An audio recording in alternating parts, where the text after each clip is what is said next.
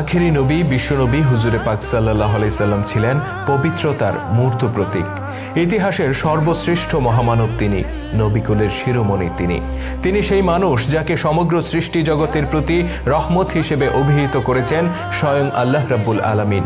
বিশ্বের শত কোটি মুসলিম হৃদয় যার প্রতি আবেগ, অনুভূতি আর ভালোবাসায় সিক্ত, যার ব্যাপারে এতটুকু মন্দ কথা উচ্চারণ করলে রক্তক্ষরণ ঘটে কোটি কোটি মানুষের হৃদয়ে, বিক্ষুব্ধ হয়ে ওঠে মোমেন মুজাহিদের আত্মা। কিন্তু ইসলাম প্রচারের প্রারম্ভকালে এই মানুষটিকেই সহ্য করতে হয়েছিল বহু অপমান। আঘাতে আঘাতে জর্জরিত হয়েছিল তার পবিত্র দেহ। শুনতে হয়েছিল পাগল, গণক, মিথ্যাবাদী, জাদুকর, এমন নানা অপবাদ। ইসলামের ইতিহাস থেকে আজ আমরা তুলে ধরব এমন এক নরাধমের কথা, যে ছিল রসুলের একান্ত আপনজন, অথচ সে ছিল অজ্ঞ আর অভিশপ্ত।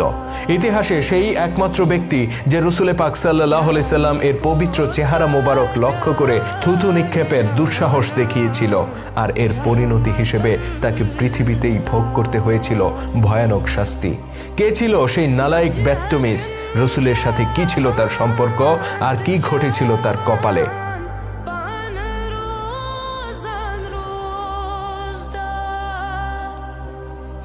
রসুলের চাচা আবু লাহাব তলব করেছে তার দুই পুত্রকে, একজন উতবা, আরেকজন উথাইবা।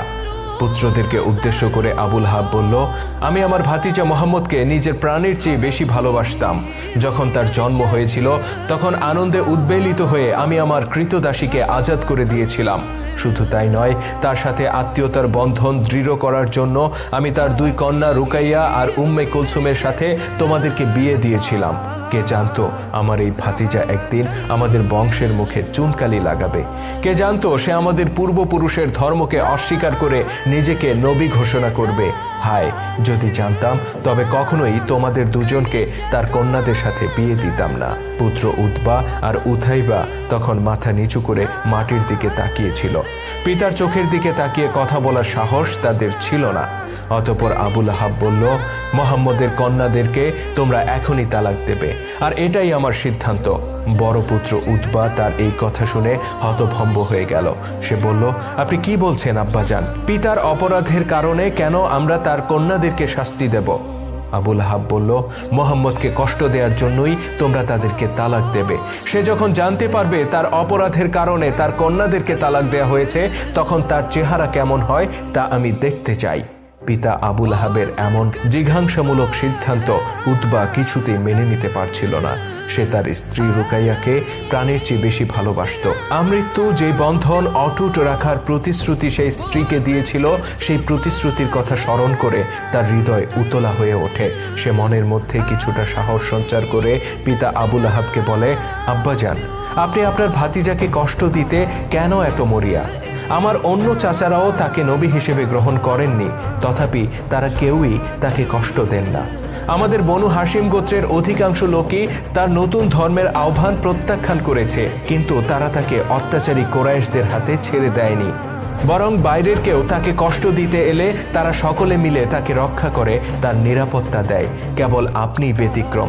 আপনি তাকে কষ্ট দেওয়ার জন্য সবসময় উদ্গ্রীব হয়ে থাকেন। এটা কি অন্যায় নয়? এটা কি আরবদের হাজার বছরের ইতিহাস ঐতিহ্যের প্রতি অসম্মান নয়? ছেলে উতবার মুখে এমন কথা শুনে রেগে অগ্নিশর্মা হয়ে ওঠে আবু লাহাব। তার উজ্জ্বল চেহারা মুহূর্তের মধ্যে রক্তবর্ণ ধারণ করে। সে চিৎকার করে বলে, নিচু লোকেরা তাদের কন্যা সন্তানদেরকে জন্মের পরেই জীবন্ত কবর দিয়ে দেয়। কত ভালো হতো যদি আমিও তোমাকে জন্মের পরেই কবর দিয়ে দিতাম। পিতার মুখে এমন কথা শুনে উতবা তার ভাষা হারিয়ে ফেলে। সে মাথা নিচু করে নির্বাক দাঁড়িয়ে থাকে। অতঃপর নীরবতা ভাঙে তার পাশে দাঁড়িয়ে থাকা আবু লাহাবের অপর পুত্র উথাইবা। সে বলে, আব্বাজান, ভাই উতবা যা বললেন আমি কখনোই আপনাকে তা বলবো না। আমি এখনই আমার স্ত্রীকে তালাক দিচ্ছি। অভিশাপ আমার স্ত্রী উম্মে কুলসুমের প্রতি, আর অভিশাপ তার পিতার প্রতি। অতঃপর সে তৎক্ষণাৎ নবী তনয়া উম্মে কুলসুমকে তালাক দিয়ে দেয়। আর প্রবল পারিবারিক চাপের মধ্যে উতবাও বাধ্য হয় তার স্ত্রী রুকাইয়াকে তালাক দিতে। এই সংবাদ যখন রসুলে পাক সাল্লাল্লাহু আলাইহি সাল্লামের কাছে পৌঁছে, নিজের কন্যাদের ব্যথা বেদনায় তার হৃদয় চূর্ণ হয়ে যায়। নবী পরিবারে সেদিন কান্নার মাতম উঠেছিল। আর এটাই চেয়েছিল চাচা আবু লাহাব ও তার স্ত্রী উম্মে জামিল। তারা দিনের পর দিন রসুলের পরিবারকে উৎপীড়ন করে গেছে, কিন্তু তাদের খায়েশ তাতে মিটেনি। অবশেষে তারা বেছে নেয় চূড়ান্ত জিঘাংসার পথ, আর এই জিঘাংসার পথে অতি উৎসাহের সাথে পিতামাতাকে সমর্থন দেয় তাদের পুত্র উথাইবা। এই ঘটনার কিছুকাল পরের কথা। রসুল সাল্লাল্লাহু আলাইহি সাল্লাম এর সাথে দেখা হয় আবুল আহাব পুত্র উথাইবার। রসুল সাল্লাল্লাহু আলাইহি সাল্লামকে দেখার সাথে সাথে সে অকথ্য ভাষায় তাকে গালাগালি করতে শুরু করে। মূলত সে ছিল পিতামাতার মতোই রসুলের প্রতি ঘৃণা পোষণকারী ব্যক্তি, আর সে ছিল প্রচণ্ড দুরাচারী। সে রসুলে পাক সাল্লাল্লাহু আলাইহি সাল্লামের নিকটে যায় আর টেনে হিঁচড়ে তার জামা ছিঁড়ে ফেলে। অতঃপর সে তার পবিত্র দেহ মোবারককে উদ্দেশ্য করে থুথু ছিটিয়ে দেয়। আল্লাহ তাআলা সেই থুথু তার প্রিয় হাবিবের গায়ে লাগতে দেননি। তথাপি নিজের চাচাতো ভাই এবং এককালের জামাতা উথাইবার এমন আচরণে আল্লাহর হাবিব ভীষণ কষ্ট পান। নিজের কন্যাদের তালাকের ঘটনার ক্ষত তখনও তার হৃদয় থেকে শুকিয়ে যায়নি। এর মধ্যে উথাইবার এমন পাশবিক আচরণ তাকে ভীষণ মর্মাহত করে তোলে। নিজের অজান্তেই তার মুখ দিয়ে বের হয়ে আসে এক অভিশাপ, হে উথাইবা, একটি নিকৃষ্ট কুকুরও তোমাকে পরাজিত করবে। অভিশপ্ত উথাইবা জানত না নবীজির দীর্ঘশ্বাসের সাথে বেরিয়ে আসা এই অভিশাপ তার জীবনে বয়ে আনবে মর্মন্তুদ পরিণতি। কিছুকাল পরের কথা। পিতা আবুল আহাবের সাথে ব্যবসার কাজে সিরিয়া গমন করে উথাইবা।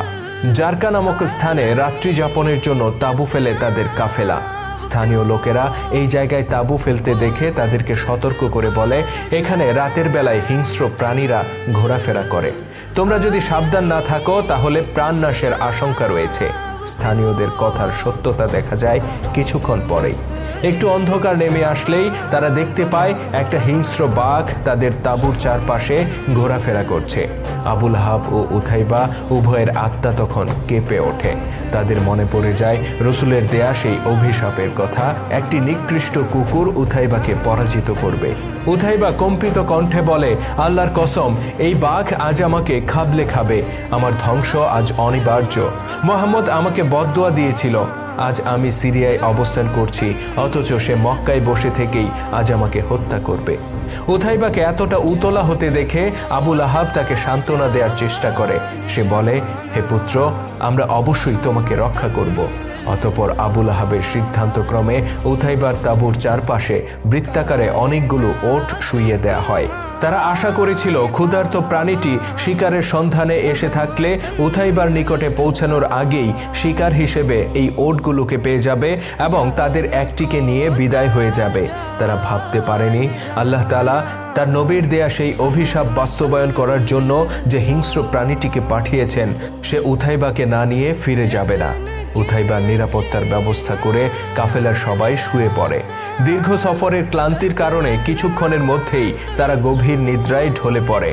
প্রাণের ভয়ে উৎকণ্ঠিত উথাইবা জেগে থাকার চেষ্টা করেছিল, কিন্তু বেশিক্ষণ তা সম্ভব হয়ে ওঠে না। তার চোখে ভর করে রাজ্যের ক্লান্তি, আর নিজের অজান্তেই সে ডুবে যায় গভীর নিদ্রায়। আর এটাই ছিল তার জীবনের শেষ নিদ্রা। প্রভাতে সূর্যের আলো ফুটে ওঠার সাথে সাথে কাফেলার ঘুম ভেঙে যায় আবুল আহাবের চিৎকার শুনে। তারা ছুটে গিয়ে দেখে উথাইবার তাঁবুর নিকটে মাটিতে বসে বুক চাপড়ে মাতম করছে আবুল আহাব। তারা সেখানে উথাইবাকে খুঁজে পায় না, বরং খুঁজে পায় তার রক্তাক্ত কাপড়, আর মাটিতে দেখতে পায় তার নাপাক রক্তের গভীর দাগ। তাদের বুঝতে বাকি থাকে না যে আশঙ্কা নিয়ে তারা ঘুমিয়েছিল সেই আশঙ্কাই সত্য হয়েছে। তারা বিস্মিত হয়েছিল এটা ভেবে যে এত চমৎকার ওট থাকতে প্রাণীটি কেন উথাইবাকে বেছে নিল, আর হিংস্র প্রাণীটির আগমন সত্ত্বেও ভীত ওটগুলো কেন বিন্দুমাত্র শব্দ করল না, উথাইবাই বা কেন চিৎকার করল না। তারা জানত না এটা ছিল উথাইবার অবধারিত পরিণতি। রসুলের সাথে দুশ্মনী করে ক্ষমা পেয়েছিল বহু কোরাইশ। মদিনার মুসলিমদের বিরুদ্ধে অধিকাংশ যুদ্ধে কাফির কোরাইশদের নেতৃত্ব দানকারী আবু সুফিয়ানকেও ক্ষমা করেছিলেন আল্লাহ নবী। আরেক অভিশপ্ত কোরাইশ নেতা আবু জাহেলের পুত্র ইকরামার জন্য তিনি দুহাত তুলে আল্লাহ পাকের কাছে দোয়া করেছিলেন আর তার জন্য ক্ষমা প্রার্থনা করেছিলেন। অথচ এই ইকরামা ছিল যুদ্ধাপরাধী। রসুলের প্রিয় সাহাবীদের রক্তে রঞ্জিত ছিল তার হাত, তথাপি রসুল পাক সাল্লাল্লাহু আলাইহি সাল্লাম তাকে ক্ষমা করেছিলেন। কিন্তু উথাইবা যে আচরণ নবীর প্রতি করেছিল তার জন্য সে স্বয়ং আল্লাহ পাকের ক্রোধের পাত্রে পরিণত হয়েছিল। আল্লাহ তাআলাই তার জন্য নির্ধারণ করেছিলেন এই মর্মন্তুদ শাস্তি। আর আল্লাহ যাকে পাকড়াও করেন তার সাধ্য নেই কোনো কৌশল অবলম্বন করে নিজেকে রক্ষা করার। নিঃসন্দেহে আবুল আহাব পুত্র উথাইবার এই ঘটনা সেই সব মানুষদের জন্য উপদেশ যারা নিজেদের অজ্ঞতাবশত আল্লাহ নবীকে গালি দেয় আর তার উপর মিথ্যা আরোপ করে।